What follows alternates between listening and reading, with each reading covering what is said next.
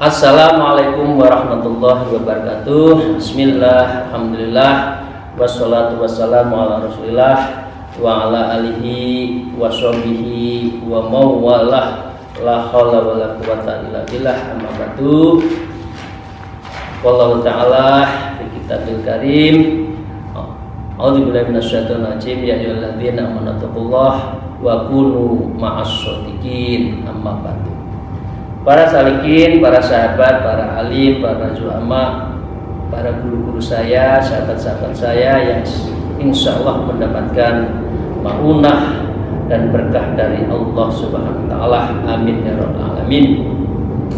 Kita bersyukur kepada Allah biqouli alhamdulillah rabbil alamin, dan sholawat serta salam untuk junjungan kita Nabi Agung Nabi Muhammad Rasulullah sallallahu alaihi wasallam.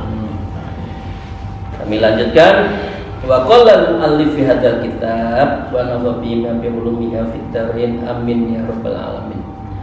Fa kam man kana fi jam'in ma Allah atadkhul furqata fi nafsi wahidin wa kan man bata fi ta'atillah matalata 'ala syamsu hatta dakhala fil qati'ah. Kita disindir para salikin oleh Ibnu Athaillah. Fakam mangkana fi jam'in Allah, berapa banyak mangkana fi jam'in, orang itu selalu bersama dengan Allah, ahli ibadah, alhamdulillah ya. Atadhul fuqara fi nafsi, tapi itu ya bersama Allah itu ketika hanya malam hari sebelum matahari meletak srengenge ya, wahidan ya, dalam satu waktu ya. Kemudian fi nafsin wahidan, kemudian pisah lagi setelah itu. Benar tak kira-kira gitu? Kalau sholat bersama Allah, kalau golek rezeki tidak bersama Allah, kira benar nggak? Apapun maaf dihantam, apapun bahasa anak mudanya ya agak gitu ya. Hantam kromo aja, yang penting diterima, yang penting didapat dulu, dan ketika nyari rezeki tidak ada Tuhan, tidak ada Allah ya. Wa kaman bata fi ta'atillah ya. Dan berapa banyak orang yang apa itu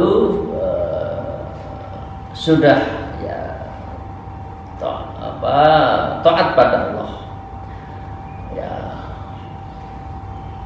tetapi matolata al-samsi ya, kemudian pada saat tertentu perpindahan siang dan malam itu berubah ya. Saat tertentu kalau nganggur itu biasanya orang itu dekat dengan Allah, tapi kalau sudah dapat rezeki lupa pada Allah.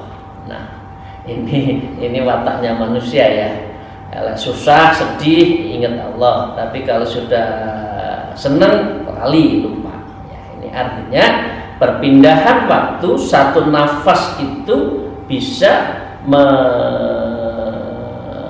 mempengaruhi ya.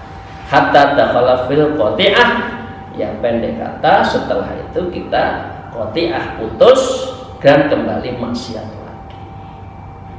Nah karena itulah di dalam ilmu thariqah itu namanya dzikru fil qalbi ya, darul anjuman fil qalbi. Jadi zikir di dalam hati, di dalam sebuah keramaian, khalwat di dalam keramaian itu ada. Orang banyak ya, kita sedang kerja tapi hati kita terus terpaut dengan Allah. Itu zikirnya adalah zikrul khafi darul anjuman ya. Jadi khalwat ya, kita menyendiri, orang ngomong apa saja silakan, tapi hati kita tidak putus. Yaitu zikirnya Allah, Allah, Allah, Allah. Itu namanya zikir nafi isbat, dan itu kita jalankan di dalam hati kita. Jadi moga-moga ya kita dalam keadaan apapun ya kita itu bisa menjaga hati kita agar betul-betul terjaga dan selalu berhubungan tersambung dengan Allah.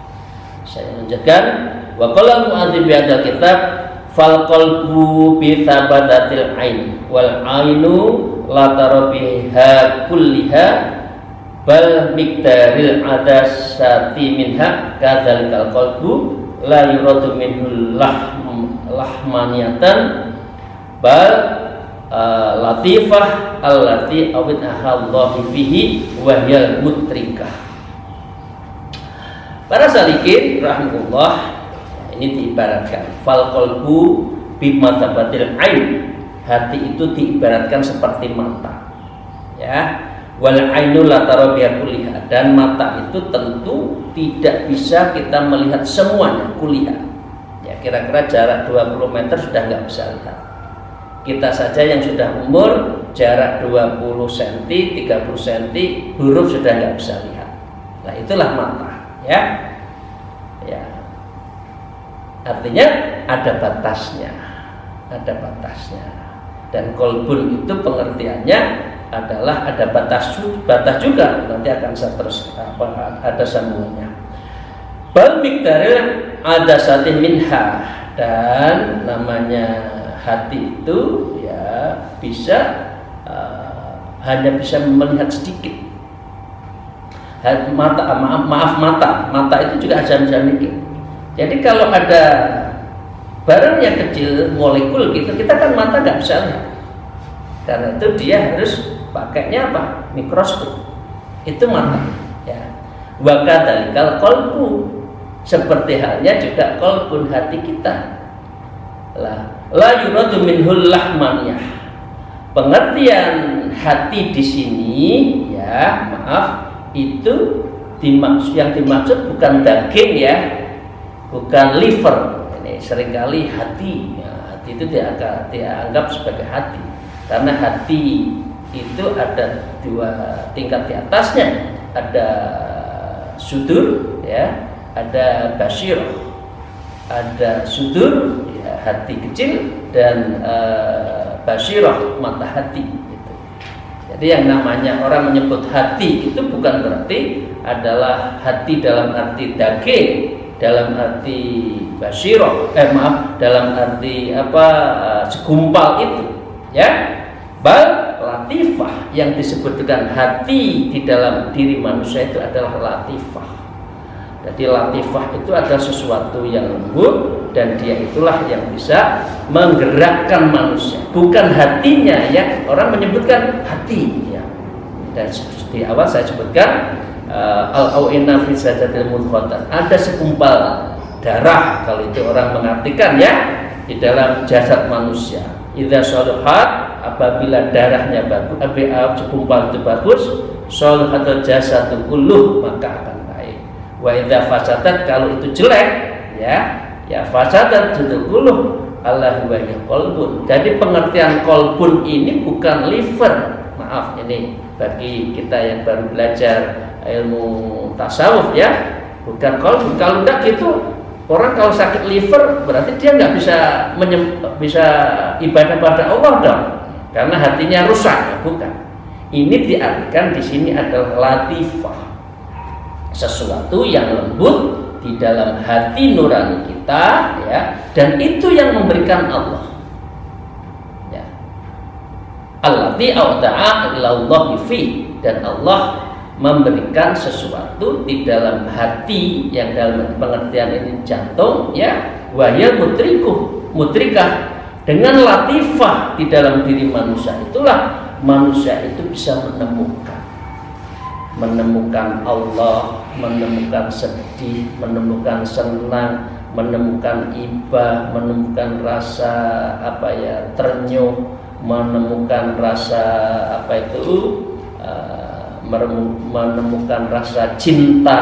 Nah, itu bagian dari latifah. Latifah inilah sebagai dasar orang untuk bisa lebih baik. Kalau di dalam diri manusia itu yang mengendalikan latifah itu, sesuatu yang lembut, itu adalah awal dari orang itu bisa mendekatkan diri pada Allah. Karena latifah inilah menjadi awal dari zikrul latifah, zikir latifah. Zikir latifah itu ada 7. Ya, ini bagi yang teman-teman ya. 1, zikrul latifah. Itu tempatnya ada di ujung kiri, susu sebelah kiri turun 2 jari, miring dikit. Nah, ya. Ada latifatul ruh di sebelah kanan berseberangan dengan latifatul latifah. Kemudian ada sir, ada itu di bawahnya latifah. Kemudian ada khofi, itu di bawahnya dzikir ruh, latifatul ruh. Nanti bapak-bapak bisa lihat di YouTube lah itu ya, titik-titik lembut manusia itu di mana. Kemudian ada latifatul akhfa, itu ada di sanubari dada tengah. Kemudian latifatul natikoh, itu ada di natikoh. Dan latifatul jamiatul badan. Nah, latifah dalam arti inilah sebagai basisnya. Orang kalau sudah mau zikir, mau suluk, biasanya yang digempur latifah. Karena latifah ini adalah untuk mengalahkan nafsu lawamah kita. Kenapa? Karena nafsu itu kalau kita dikendalikan oleh nafsu lawamah, orang itu dikelandakan, orang itu selalu diarahkan untuk laumun, suka nyela. Ya, wah ini sugih tekondi. Wah ini jabatan paling tuku itu jabatan. Wah ini sugih paling golek tuyul lah. Itu ada aja. Kalau orang itu kalau hatinya itu enggak latifah, ya. Yang kedua itu al-hawa, selalu kesengsem dengan urusan hawa, hawa nafsu. Dan yang ketiga ada al-makruh, gimana ya saya harus menang, saya kalahkan lawan dengan cara apa, itu makruh, ya. Benar tak ini? Ada nggak seperti ini? Ya, al-ujub, orang juga ujub, bangga, ya. Ya, kemudian yang kelima ada al-ghibah. Bapak-bapak, ibu-ibu masih suka ghibah, itu berarti latifah kita belum kena, ya. Kemudian ar-riya, ya, dituduh-tuduhno, duwe apa dituduhno, ya.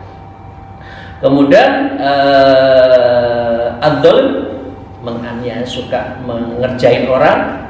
Ya, kalau sudah gitu hubungannya adalah kadzib. Dan kalau sudah bohong dan 8 di atas lainnya itu nanti namanya adalah ghaflah. Orang itu berarti sudah terputus dan orang itu sudah dalam posisi ghaflah dari Allah Subhanahu wa taala. Jadi Bapak Ibu sekalian ya, ayo kita latifah, zikir melembutkan hati kecil kita. Saya lanjutkan para salikin rahmatullah dan para jamaah sahabat-sahabat sama saya, moga-moga kita senantiasa dalam ridho Allah Taala. Wa qallal mu'allif fi hadzal kitab wa nadha bima bi ulmiha fid darin amin ya rabbal alamin. Wa ja'alallahu al-qalba mu'allaqatan fil janabil aisar kaddawi fa in habba 'alaiha wa sahwat kharaqahu wa in habba 'alaihi qadirut taqwa kharaqahu. Fataratan yakhlibu alaihi khatirul hawa wa taratan yakhlibu alaihi khatirut tuqa hatta yuharrifaka marratan mannahu wa marratan qahruhu famarratan yakhlibu alaihi khatirut tuqa liyam dahaka wa marratan yakhlibu alaika khatirul hawa liyadzumuka. Nah, ini hati ya. Waja'allahu qalbun, dan Allah itu adalah menciptakan hati. Ya. Apa tempatnya? Mu'allaqan fil janibil aisar. Ya, qaddau. Jadi hati itu gantung, ya, seperti timba di dalam dada kiri, di bawah susu 2 jari turun. Bapak bisa lihat di situ nanti di dalam hati anatomi. Itulah hati, jantung kita itu di situ. Kadalwi seperti lambang yang kotak gitu ya, ada seperti gini. Itu menggantung. Fa in haba alaiha wasahwat, kalau hati itu ya, atau kita itu hati itu alaihi hawa syahwat, yang mendatangi kemudian yang menguasai hati itu adalah syahwat, harakahu, maka syahwat yang bergerak. Ya. Jadi tinggal pilih mana, hati kalah dengan syahwat atau hati yang mengendalikan syahwat. Kalau syahwatnya yang menang, akal kita akan diperintah untuk melakukan sesuatu, ya, kemudian akal merintahkan pada askarun, bala tentaranya itu, panca inderanya itu untuk mengerjakan atas perintah akal. Ya, berarti kalau sudah seperti hati kita itu bukan malik lagi, bukan raja lagi, tapi dia raja yang pecundang, kalah dengan nafsu. Wa in haba ali khatirut taqwa, kalau yang mempengaruhi di dalam hati kita itu adalah takwa, artinya ingin menjalankan perintah Allah dan menolak terhadap apa yang dilarang, harakahu, juga dia itu adalah bergerak kepada Allah. Jadi kok kita itu sulit untuk beribadah, berarti yang menguasai kita itu nafsu. Tapi kalau gampang beribadah, ringan beribadah, insya Allah itu yang mengendalikan adalah qalbun basirah, ada kita. Seperti itu, fataratan yakhliqu alaihi khadratul hawa. Ya, kadang tertentu ya yang mempengaruhi hati kita itu adalah hawa. Wataratan, dan pada saat tertentu, satu ambalan, satu putaran, yahlibu, maka yang menguasai, mengendalikan alaihi, di dalam diri kita itu khatirut taqwa, yaitu sebuah bersitan untuk takwa. Jadi antara syahwat, antara ibadah dan maksiat itu tipis. Saat mana orang itu dipengaruhi? Kalau hatinya kuat, insya Allah, sudurnya kuat, zikirnya kuat, kita akan menjaga itu. Hatta yu'arrifaka martan, ya, sampai dia itu memberi tahu, ya, maratan, saat tertentu, mana tuh maratan kohrahu, dan saat tertentu juga dia itu adalah kohroh, yang kekuatan kohir yang memaksa. Jadi kita harus berupaya pada satu keadaan, ya Allah kuatkan hati kita. Doanya kan wabil nafsi, itu kan a'udzubillahi minasyaitonir rajim, Allahumma a'udzu min qalbi la yakhsha. Kita memohon dari Allah dari hati yang untuk khusyuk. Wa min amal yanfa, ya Allah jaga saya dari amal yang tidak anfa. Ya, ngobrol sampai jam 11, jam 12, ngopi sak cingkir, tapi ngobrolnya patang jam sampai jam 1 bengi, itu kan ada, itu anak-anak muda sekarang itu adalah perbuatan yang tidak anfa. Wa bidu'ai la yasma' wal istajab, dan kita mohon ya Allah agar doa kami itu Engkau dengar dan Engkau istajab. Ya. Wa min nafsi la tasba, ya Allah jagalah saya, hati saya itu jangan bergejolak. Nah, ini doanya seperti itu ya. Famaratan yakhliqu alaihi khatrut taqwa, kalau kita itu adalah yang menguasai pada saat tertentu itu adalah takwa, maka dengan demikian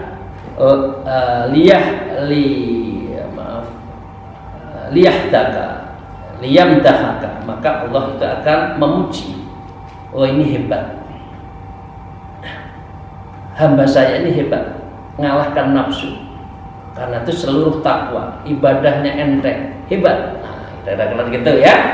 Wa maratan yang lebih alih khatirul hawa, kalau dalam satu putaran yang menguasai dirinya itu adalah hawa nafsu, maksiat, maka lihat di muka, maka dengan Allah juga mencela, gimana sih kamu itu, masa hidup selalu hawa nafsu, apa saja ukurannya adalah dunia, di mana saya yang memiliki dunia ini, kira-kira gitu ya. Ini dicela oleh Allah ya. Ini berat memang.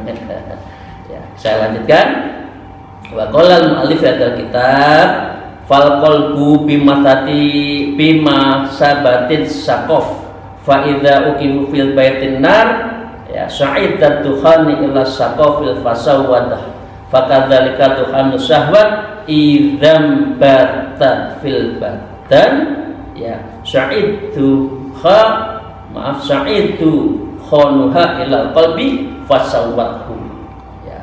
Jadi ini ya. Jadi dengan demikian diibaratkan gini.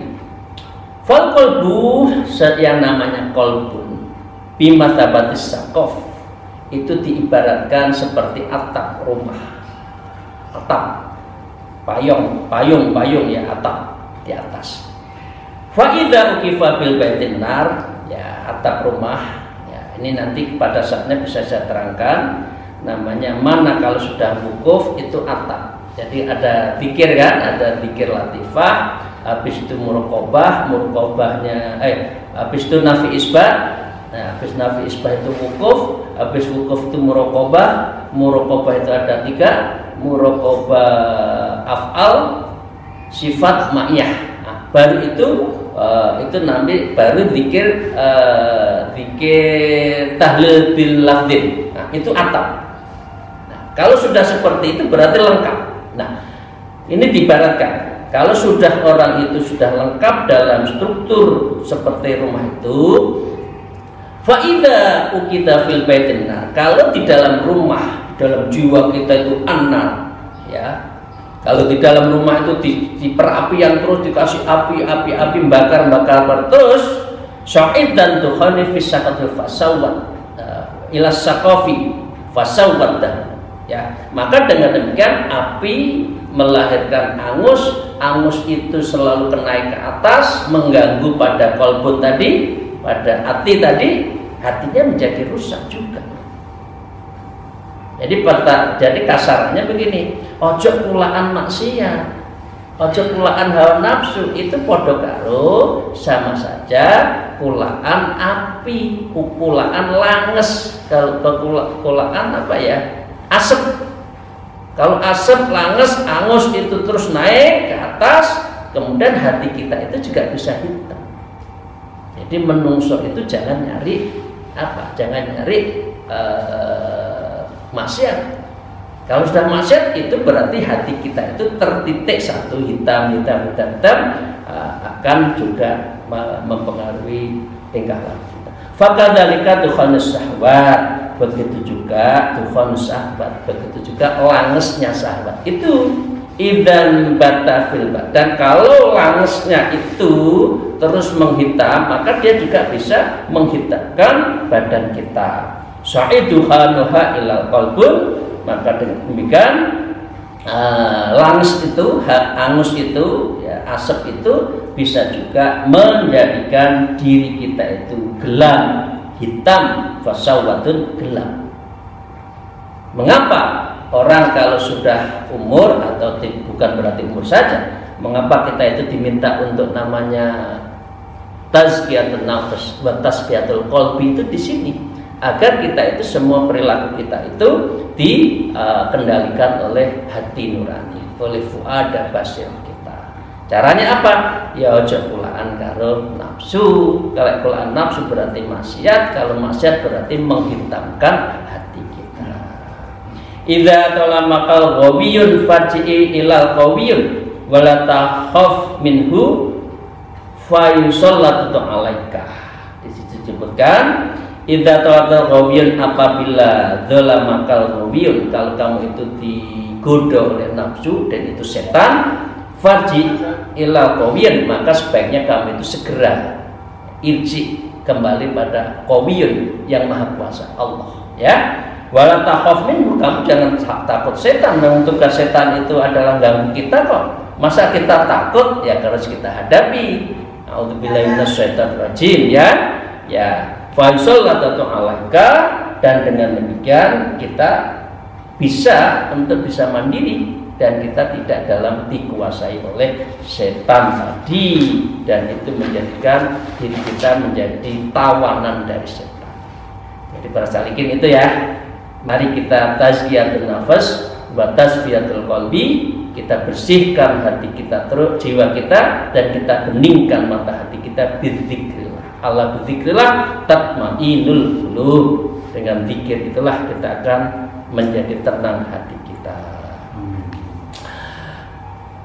Wa qala al-muallif hadzal kitab mithalu mayashhadu dzaruri minal makhluqin kaman darabal qalbi bi hajarin fa aqbalal qalbi al hajari yad'ahu wala ya'rifu anna hajara laisa bil fa'ilin fayakunu huwa wal qalbu sawa. Nah, ini sindiran, mohon maaf pada kita ya. Mithalun diimpamakan man yashhadu dzararu ya. Di sini kita sebutkan saya lanjutkan para sadiqin rahimahullah. Ini yang ada yang buka, siapa yang salah buka ini ya? Mungkin Pak siapa ini ya? Oke. Tapi suara saya masih bisa didengar ya?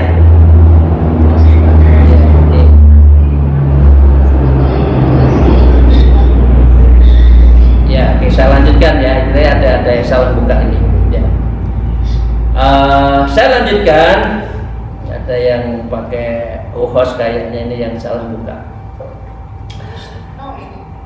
Mithalu man yusadud darar, ya diibaratkan orang yang memahami ya datangnya darar minal makhluqin, bahaya itu ya bahaya itu dari makhlukin, dari makhluk misalkan, maka dengan demikian ya, dia akan mendapatkan apa posisinya itu adalah tidak benar ya. Jadi jangan mempercayai dzaror itu dari makhluk ya. Kamang darabal kalbu bihajar. Kalau orang itu mengatakan dzaror bahaya itu dari makhluk, seperti halnya adalah darabal kalbi bihajar, seperti halnya anjing yang dilempar batu. Apa tandanya ya? Alal hajrin ya'udzatun. Anjing itu ngejar, yang dikejar adalah batunya ya. Wala ya'rifu anna hajarul laisa bi'afalin. Padahal batu itu tidak mengerjakan apa-apa. Batu itu dilempar oleh seseorang, tapi yang dikejar batunya.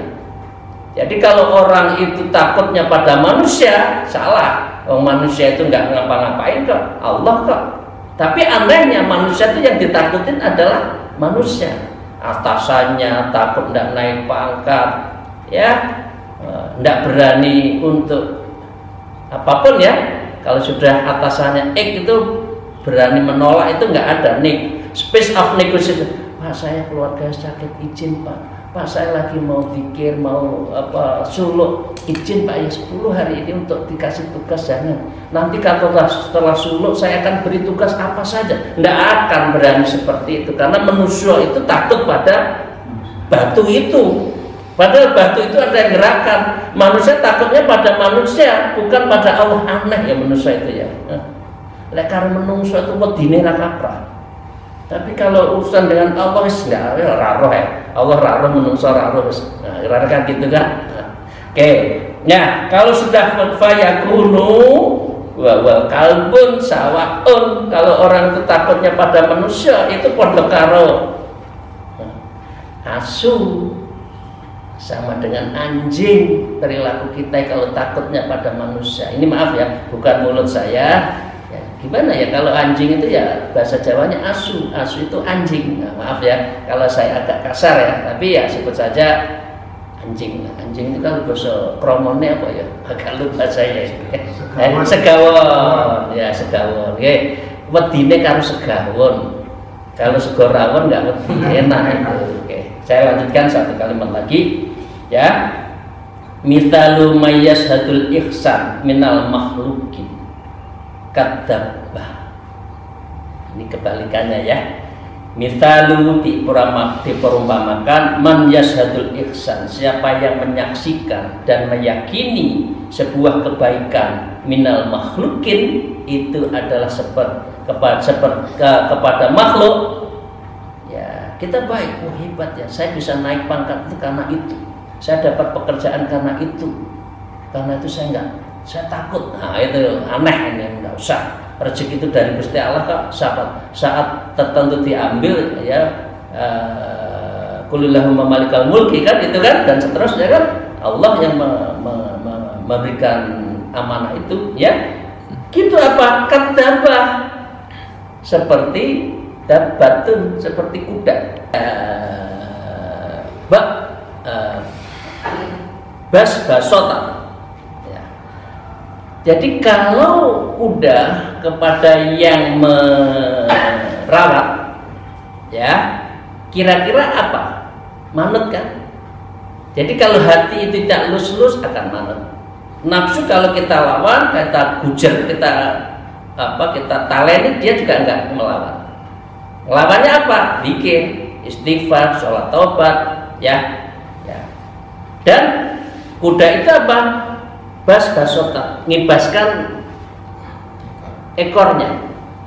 Wah, kuda itu kalau dilus-lus sama yang melihara itu kan lus, kudanya senyum ini. Nah, anehnya waya dunia ilah maliku, tetapi anehnya kalau yang milik ya, yang datang itu pemilik ya, falatulkil ilahil balan, dia itu adalah kuda itu tidak memberi hati, nggak nyenengkan ya kepada pemiliknya. Nah artinya gini loh, para salikin, ya mbok kamu itu ingat si pemilik kita, bukan yang ngelus-ngelus kita, gitu loh. Siapa pemilik kita? Allah. Jangan yang ngelus-ngelus kita itu atasan kita dilus-lus hebat, kamu dikasih pekerjaan terus, dikasih kepercayaan terus, tapi kita lupa pada Allah. Itu yang salah. Itu seperti kadabatun, seperti orang, seperti kuda itu. Berarti kamu ikut yang rawat, bukan ikut yang milik, gitu loh. Manusia wis di sini kedunian terus ya. Ya, saya lanjutkan satu kalimat lagi. Fa in kunta akilan, apabila kamu itu orang berakal. Tadi disebutkan kan, harus bener-bener ya, orang yang akil balik, sing ngerti ya. Maka fashadil asya'i minallahi azza wa jalla. Seharusnya kamu itu musyahadah dan mengakui, menyaksikan asya, segala sesuatu itu minallahi azza wa jalla. Semua itu harus diakui dari Allah Ta'ala ya. Wala tashadha min ghairi, jangan pernah sekali-kali itu menyaksikan segala sesuatu itu min ghairi, selain Allah. Musyrik itu kita mengakui rezeki kita dari atasan, tidak benar. Itu dari Allah melalui pekerjaan kita. Jangan karena itu tidak usah takut teman-teman sama atasannya. Jadi ya, kita masih menyaksikan kalau atasannya wah, bawahnya nggak mau berani bantah. Mestinya ada atasan bawah kodok ngerti. Bawahan gini, Pak Ali, saya mau suruh, ya wis kamu cuti, saya kasih cuti. Bukan bawahannya itu jadikan penjara. Yang terjadi sekarang itu bawahannya itu jadi penjara, dijadi tempat resek ya, di tempat laraan. Semua pekerjaan dikasih bawahannya, bosnya tinggal menunggu. Tidak benar. Mestinya kalau bawahannya itu adalah untuk ibadah, untuk suluk, untuk torekoh, kasih untuk izin, ambil cuti. Nah, nanti atau Pak, saya izin seminggu, nanti pekerjaan yang lain akan saya selesaikan. Apa pekerjaan saya double di tempat lain. Begitu, sehingga ada hubungan antara namanya pemimpin dengan yang dipimpin, ada leader dengan society-nya, itu terjadi hubungan timbal balik. Kuncinya satu, yaitu kuncinya semua dalam rangka mendekatkan diri kepada Allah Subhanahu wa Ta'ala. Terima kasih, mohon maaf atas segala kekurangan saya, dan mungkin ada sesuatu yang tidak berkenan di dalam saya menyampaikan Tajul Arus pada pagi hari ini. Kitabnya Syekh Tajuddin Ibnu Athaillah As-Sakandari. Moga-moga mendapatkan ridho dan maunah dari Allah Subhanahu wa taala. Akhirul kalam, alafu minkum, wallahul muwaffiq ila aqwamit thariq. Wassalamualaikum warahmatullahi wabarakatuh.